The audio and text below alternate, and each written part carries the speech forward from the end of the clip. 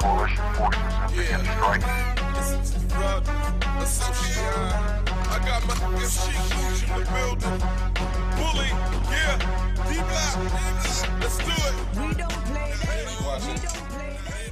The game is not what you think it is. If you sit in your house and you rapping and you make beats and you sing and you do whatever the hell you break dance, whatever the hell you do, it's not what you think. It's not a rap video. So don't look at TV and think, oh, yo, I saw it. Like, it's a real lifestyle. It's a whole, it's work. Like, you're going to miss out on a lot of things. There's a lot of things you're not going to be around for because you're going to be working. It's a lot of work. It's not a privilege. Like, it's not, nobody owes you anything. You got to go get it. And especially being from New York. Like, especially now, like, you know what I'm saying? Like, I lived in Atlanta. I lived in Atlanta almost 10 years. Yeah, I lived there almost 10 years, and I respect everything that's going on, and I love it. You know what I'm saying? But now, it's just, we got to step our game up, and there's nothing wrong with that. There's nothing wrong with that. Stop rapping so much and make records. Hit records. Thank you. But back to you said something key also. Explain to them the importance, or explain to them how you have to sacrifice certain things. Like, when I mean sacrifice, somebody gonna get kind of, because I know I'm a workaholic. Yeah, somebody gonna get tight. Somebody gonna get overlooked. Like, explain to them how this really is not a game. Like, it's not. It's my life. It's a decision that was made, and when that decision is made that you want to be successful at something, certain things will be neglected. Like, if you in college and you trying to be a scientist, you're not gonna make every birthday party. You're not gonna make because you need to be studying. Now, you do need a balance, but you know, you gotta get at your work, and it's dead serious. It's not guaranteed. Like, you're not gonna get a check every week. If you in it for the money, you in it for the wrong thing. Yeah. Like, if I was in this for the money, I'd have been quit. You know what I mean? But that's why I make money, because I'm not in it for the money. You gotta think about it. And I'm still learning that too, because when I first got in, I was like, I want to say something. Where that paper at? Hold on. I'm used to doing it like this. Wait a minute. Look at my wrist. Right, stop, right. But talk about that though, for real. Because, right, explain to them how, like, once you do hone your craft and your skills, everything will fall into place. Everything will fall into place. It will. Crazy. But it's a business first. It is. It's the business of music. You don't need to make money to make music. You can make music in your house. You can sing in your church. You can sing in the shower. You can rap in the mirror. You can do all of that. That's still making music. Now, if you want to make money, you got to understand the business of music. Yes. I was watching Bill Maher the other night, and Chris Rock was on there. Blew my mind.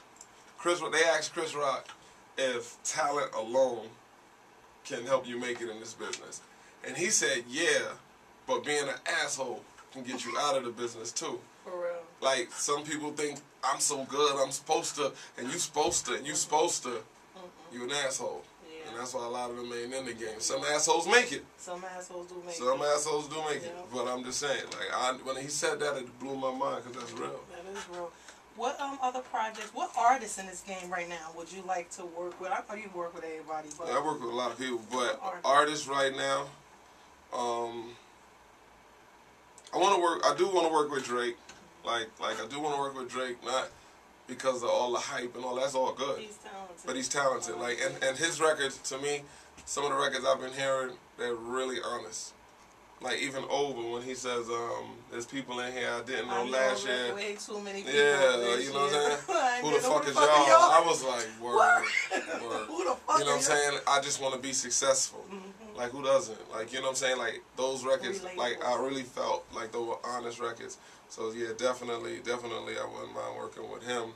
And we're trying to get that together now. But Drake, I always, like, because I got this one beat that's so bananas and it just got Jeezy all over it. Like, you know, and him, that's my homie, like, you know what I'm saying? We good, but I'm just like, you know, sometimes it don't work like that. Like, you got to, things is business. Like, everything goes the way it goes. So, like, Corinne Bailey Ray, so I definitely want to work with Corinne Bailey Ray. Corinne. She's definitely, yeah. Hey, this is the hit maker. What all up, y'all Corinne? singers, R&B singers. How you doing, Corinne? This is the hit maker right here. Corinne. How you doing? That's right. Shout out to Corinne. She's talented. Corinne. Come back to New York. I know you're overseas. Come on, come through. You know what I'm saying? Let's talk.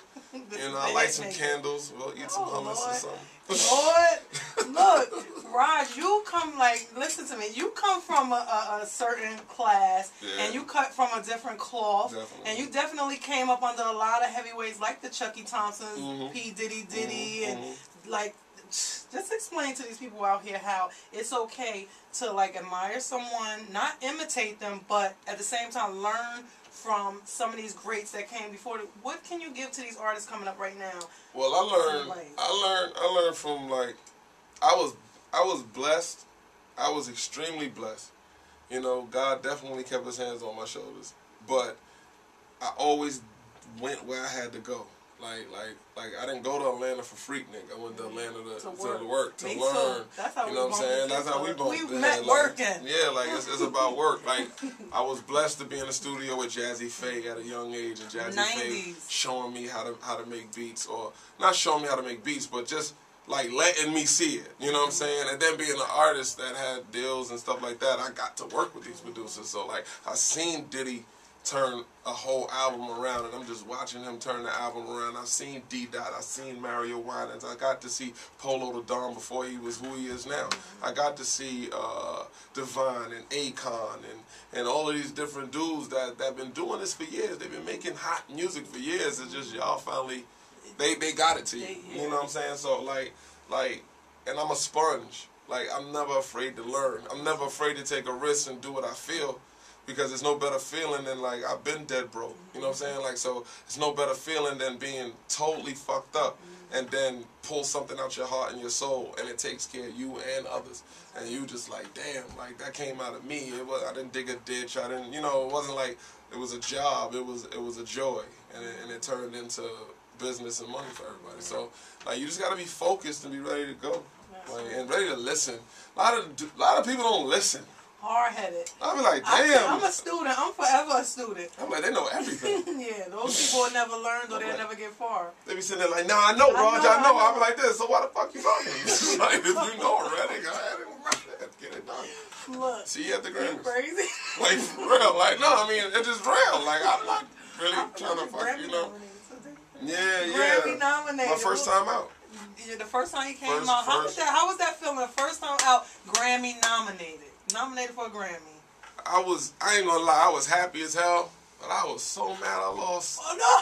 Yo, no, it was a one-up. It was a one-up for hip hop. It was because the Roots won, and I wasn't mad. I wasn't mad. Shout out to the Roots. I was like this. You know what? I understand. Yeah, I know. But shit, my God, why? I'd have been killing them with these prices if I'd have won that year. You great? I'd have popped out 99 with that thing. Oh my God! I'd have been looking at them like this. Nah, son, I need that guap, son.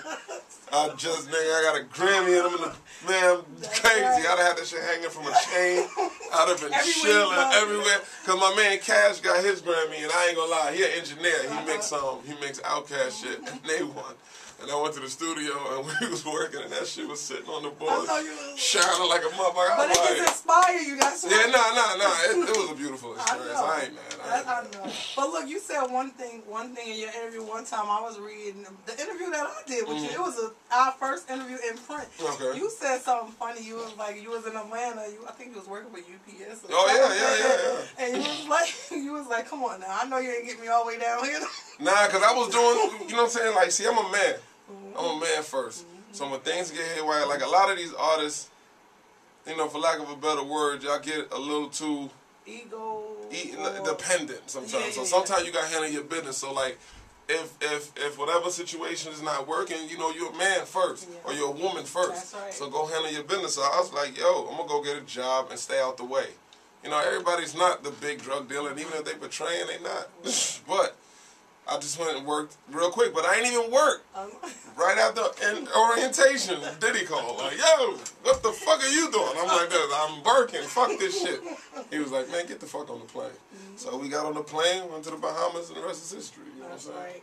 There's nothing wrong. Shout out to all the 9 to 5 because there's nothing wrong with that. No, it's nothing wrong with it. I was at orientation. It's just when I got home, I was at the bottom of the hill, and I was about to walk to my house, and I prayed to God at the bottom of that hill and said, you did not bring me to Atlanta to do this, because I was doing this in New York, and I could have stayed in New York and did this shit.